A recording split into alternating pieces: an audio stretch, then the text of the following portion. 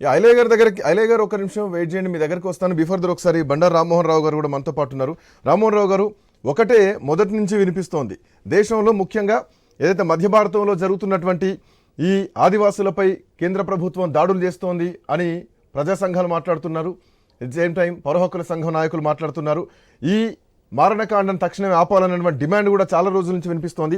అడవులు, అటవీ ఖనిజ సంపదల్ని కార్పొరేట్ కంపెనీల కట్టబెట్టడానికే కేంద్రం ఈరోజు అడవుల్ని జల్లెడ పడుతోంది, మావోయిస్టులను లేకుండా కుట్రపూరితంగా వెళ్తోందన్నది ప్రధానంగా వినిపిస్తున్నటువంటి డిమాండ్. అండ్ వీటితో పాటు ఇంకొకటి మీరు క్లారిటీ ఇవ్వండి. ఎంతమందిని, ఇందాక కాంబోజ్ వెంకటేశ్వర్లు అన్నారు, ఆయన ఒక 200-300 బెటాలియన్తో సెక్యూరిటీ మధ్యలో ఉంటారు.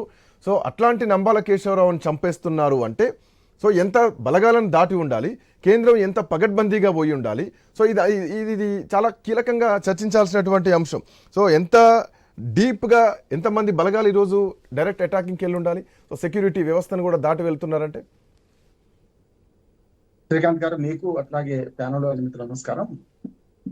నేను ఈ సామాన్య చర్చ చేయదలుచుకోలేదు, దీనికి అవుట్ ఆఫ్ ది బాక్స్ ఆలోచన చేద్దాం. సంఘటన జరిగింది, దురదృష్టం, ఇంతమంది వెళ్ళిపోయినారు. ఎప్పుడైనా ప్రజాస్వామ్యంలో హింసకు తాగులేదు. నేను అడ్వకేట్ గా పబ్లిక్ సెక్యూరిటీ యాక్ట్ లో 100,000 మంది బెయిల్ తీసుకున్నాను కోర్టు నుంచి. యాజ్ ఎ జర్నలిస్ట్, 50 ఏళ్ల జర్నలిజం నాది. 50 ఏళ్ల జర్నలిజంలో చాలా సార్లు ఎన్కౌంటర్లు జరుగుతున్న సందర్భంలో పెట్టిన వాడిని. నేను 5 జిల్లాల మధ్యన పుట్టిన వాడిని. అది పెట్టిన అటు కరీంనగర్, వరంగల్, నల్లగొండ, మెదక్, ఇటు పక్కన రంగారెడ్డి, 5 జిల్లాల్లో మధ్యన నక్సలిజం అంతా ఉత్తర తెలంగాణలో ఉన్నది కనుక ఎన్కౌంటర్లు ప్రత్యక్షం జరుగుతున్న సందర్భంలో కూడా వాటిని వార్తల కోసం కవర్ చేసేవాడిని. అలాగే శాంతి చర్చల్లో ప్రత్యక్ష సాక్షులు 2005. అంతకుముందు చెన్నారెడ్డి గారు అప్పుడు ఉన్నా కానీ 2005 అయితే ప్రత్యక్ష సాక్షిని రిపోర్టర్ గా పనిచేశాను. నేను ఏమంటున్నానంటే, ఇప్పుడు మనం మూసగా మాట్లాడుకుంటున్నాం. నిజంగానే ప్రజాస్వామ్యంలో హింసకు తావలేదు. వ్యక్తి నిర్మూలన ఎవరికి మంచిది కాదు, ఇవన్నీ మాట్లాడుకుంటాం. ఇప్పుడు చనిపోయిన వారు ఎంత గొప్పవారు, నాకైతే సామాన్య నక్సలైట్ ఎంత విలువిస్తాను అంత నక్సలైట్ నాకు కూడా అంత విలువిస్తాను. ఇంకా గట్టిగా మాట్లాడితే సామాన్య నక్సలైట్లు ఒక రకంగా ఆ ఉద్యమంలోకి పోయి వాళ్ళ భార్య పిల్లలు కానీ తల్లిదండ్రులు దూరం అయి వాళ్ళు ఈ వర్గం ఒక ఆశయం కోసం పోతున్నారు. అందుకనే రెండు మన తీవ్రవాదాన్ని మా వామపక్ష తీవ్రవాదాన్ని ఖచ్చితంగా వేరుగా చూడాలి. దీన్ని ఒకటే ఘటన కట్టాలి. ఇంతకు ఐలయ్య గారు చెప్పిన దాన్ని తినగా రెహమాన్ గారు చెప్తాను పూర్తిగా ఏకీభవిస్తూనే నేను కొంచెం అవుట్ ఆఫ్ బాక్స్ చెప్తున్నాను. కొంచెం ఇది వ్యతిరేకం కాదు కానీ వినాలి. ఎందుకంటే ఇప్పుడు గతంలో 51 దాకా సాయుధ రైతాంగ పోరాటం జరిగింది మన తెలంగాణ. ముఖ్యంగా దేశవ్యాప్తంగా అనేక ఉద్యమాలు ఉన్నా నక్సల్బరి మొదలైన శ్రీకాకుళం నుంచి మొదలు పెడితే మన దాకా చూసుకుంటే ఆనాడు భూమి కోసం, భుక్తి కోసం, విముక్తి కోసం పోరాడిన వాళ్ళందరూ కూడా ఒక దశకు వచ్చి కమ్యూనిస్ట్ పార్టీ నిషేధిత పార్టీగా 51, 52, 52 ఎన్నికల్లో మన చేకూర్తి, ఇప్పుడు కాంగ్రెస్ ఉన్న చేకూర్తి మీద పొడి చేశారు వాళ్ళు మన ఫ్రంట్ పీడిఎఫ్ కింద. కానీ ఏమైంది అంటే వాళ్ళు వచ్చిన తర్వాత అందులోంచి కొంత విడిపోయారు. జై తెలంగాణ ఉద్యమం విఫలం కావడం, దాంతో మళ్ళీ నక్సలిజం పెరగడం, నిరుద్యోగులు, యువత ఆశాభంగం చెందిన వాళ్ళు ఎక్కువ మంది కూడా నేనంత చరిత్ర. కానీ నేనేమంటున్నానంటే, ప్రజాస్వామ్యంలో వ్యక్తి హింసకు తావుందా? ఒకటేమో రాజ్య హింస. ఐలయ్య గారు చెప్పి చాలా కరెక్ట్. నేను అడ్వకేట్ కూడా ప్రతిసారి చెప్తున్నాను. మన పిల్లలు తప్పు చేస్తారు. ఏం చేస్తారంటే తల్లిదండ్రుల మీద అలిగి ఏది పడితే ఇది విసిరి కొడతా, ఏది చేతిలో ఉంటాయి. వాడిని బండకేసి కొట్టరా అని తల్లిదండ్రులు కొడతామని కొట్టాం కదా. మన పిల్లలేమో కోర్టు చెప్పినా, నేను చెప్పినా, మీరు చెప్పినా మన పిల్లలు మనం చంపుకుంటామా అనే సమస్య. బాలగోపాల్ గారు అడ్వకేట్ జూనియర్ గా మన కన్నాభిరాణి దగ్గర పనిచేసిన వాడు చెప్తున్నాను. ఇవన్నీ నేను చూసిన వాడిగా ఇవాళ దీన్ని దాటి ఎందుకు ఆలోచన చేస్తారేమంటున్నాను.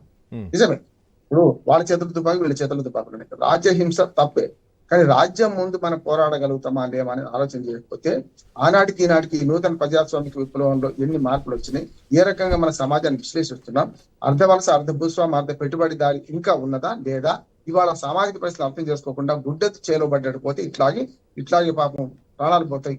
మనం అందరూ సానుభూతి వ్యక్తం చేస్తాం, రేపటి నుంచి మర్చిపోతాం. అందుకని దీన్ని మరొకసారి మావోయిస్టులు ఆలోచించుకోవాల్సిన అవసరం ఉంది. అంటే వెనక్కి పోమని కాదు, ఆలోచించుకోవాల్సిన అవసరం ఉంది. అంటే మీ ఉద్దేశం ప్రకారం వెనక్కి పోవద్దని కాదు, ఆలోచించుకోవాల్సిన అవసరం ఉంది అంటున్నారు. సో ఏ విధంగా ఆలోచించుకోవాలా? ఆయుధాలు వదిలేసి, అమిత్ షా చెప్పినట్టు ఆయుధాలు వదిలేసి రండి, లొంగిపోండి అని చెప్పి ఆ పద్ధతిలోకి వెళ్ళాలంటే నేను నా నేపథ్యం చెప్పాను. ఎందుకంటే లేకపోతే ఇంకో దిక్కుపోతుంది. నేను పూర్తిగా వాటి పట్ల సానుకూల దృక్పథంతో కేసుల్లో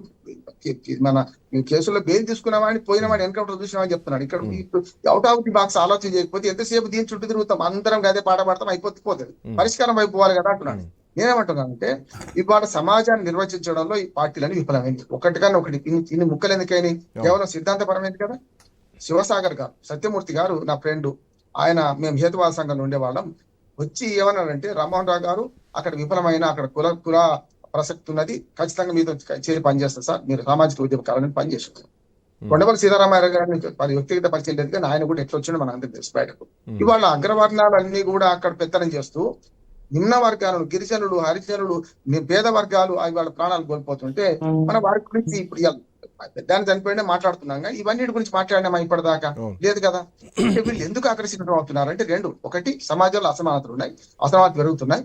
పెరిగే క్రమంలో శత్రువు కనపడిన శత్రువు అయ్యండి. అయినా గారి బాగా తెలుసు, కనపడిన శత్రువు వచ్చింది. ఇప్పుడు గతంలో మన ఆర్థిక సంస్కరణ రాకముందు ఒక భూస్వామి, ఒక రైతు, లేకుండా పారిశ్రామిక కంపెనీ యజమాని, ఒక కార్మికుడు, ఈ బ్లాక్ అండ్ వైట్ లో ఉండేది శత్రుత్వం. కానీ వాళ్ళు పోయినాయి. ఎప్పుడైతే నూతన మన ఏమన్నా ఆర్థిక విధానాలు వచ్చినాయో అప్పటి నుంచి శత్రువు కనపడుతుంది. కనపడిన శత్రువుతో మనం పోరాడుతున్నాం. కనపడిన శత్రువుతో పోరాడుతున్నప్పుడు సామాజికంగా మనకు అండ ఉందా లేదా చూసుకోవాలి. అప్పటికిప్పటికి అభివృద్ధి జరిగింది కాదంటలేదు, కానీ అసమానతలు పెరిగి ఉన్నవాడైపోతున్నాడు, పేదవాడైపోతున్నాడు. ఒక్క మాట సార్, నేను ముగించినాక చెప్పాను. ఎందుకంటే దీని సగం లాప్తి ఏమైంది అంటే నాకు ఇంకో రకంగా పోతుంది. నేనేమంటున్నాను అంటే ఇవాళ ఈ నక్సలైట్లు ఎవరైతే ఉన్నారో మావోయిస్టులు ఆలోచించుకోవాలి. మనం తుపాకు పడతాం అంటే వాడు అంతకంటే పెద్ద తుపాకు తీసుకొస్తాడు, చంపుతున్నాడు. ఇవాళ నేను బాగా బాధతో నేను చెప్తున్నానంటే మీదికి బాంబులు విసురుతున్నారు, పశువుల మీద పక్షుల మీద విసిరినట్టు వేట. ఇది ఉగ్ర వేట కాదు, ఇది ఒక ప్రజలను చంపే వేట. మొన్న కూడా కరగుట్ట గుట్టల్లో జరుగుతుంటే నేను చెప్పాను, ఇది పశువుల వేట కాదు, ఉగ్ర వేట కాదు, ప్రభుత్వం దిగి రావాలి, కరెక్ట్ కాదంటున్నాం. కానీ వీళ్ళు కూడా ఏం చేయాలంటే, చంద్రకుమార్ గారితో మనం మాట్లాడినాం కదా ఒక చర్చలో, నేనేమన్నాను, స్పష్టమైన అంటే తుపాకి విడిచిపెట్టమని కాదు, ఏదైతే కాల్పుల విరమణ పాకిస్తాన్ తో ఒప్పుకున్నప్పుడు ఇంతకుముందు మన టీఆర్ఎస్ మిత్రులు చెప్పినట్టు పెద్ద పెద్ద మన తీవ్రవాదులతో మనం చర్చలు చేస్తున్నప్పుడు చర్చలకు ప్రాతిపాదిక ఉండాలి కదా అంటున్నాను. ప్రాతిపాదిక లేని చర్చలు మళ్ళీ ముగుస్తాయి. 2005లో అట్లాగని చెన్నారెడ్డి గారు అప్పుడే అట్లే అయింది. మళ్ళీ ఎవరు ముందు ఎవరు వెనక కాల్పుల విరమణ ఎవరు చేశారు, ఎవరు ముందు వేరవని చర్చ పెద్దది. కానీ ఇవాళ నేనేమంటున్నానంటే ఈ ప్రభుత్వం దిగి రావాలంటే నక్సలైట్లు కూడా ఒక స్పష్టమైన ప్రతిపాదనతో రావాలి. ఎందుకంటే శత్రువు మారిండు, ఆర్థిక అసమానతలు పెరుగుతున్నాయి, కానీ ఎక్కడైతే గిరిజనులు, హరిజనులు ఎవరైతే పేదలు ఉండో వాళ్ళ మద్దతు తక్కువ లభిస్తుంది. వీళ్ళేమో ఇన్ఫార్మర్ వీళ్ళు చంపుతుంటారు, వాళ్ళేమో వాళ్ళకి ఇన్ఫార్మర్ వాళ్ళు చంపుతుంటారు. నక్సల గతంలో తెలంగాణ సాయుధ రైతాంగం కూడా జరిగింది, రంగపోళ్ళు రజాకాండ మధ్య జరిగింది అదే కదా. మధ్యాహ్నం పేద ప్రజలు నష్టపోయింది కదా అంటున్నాడు.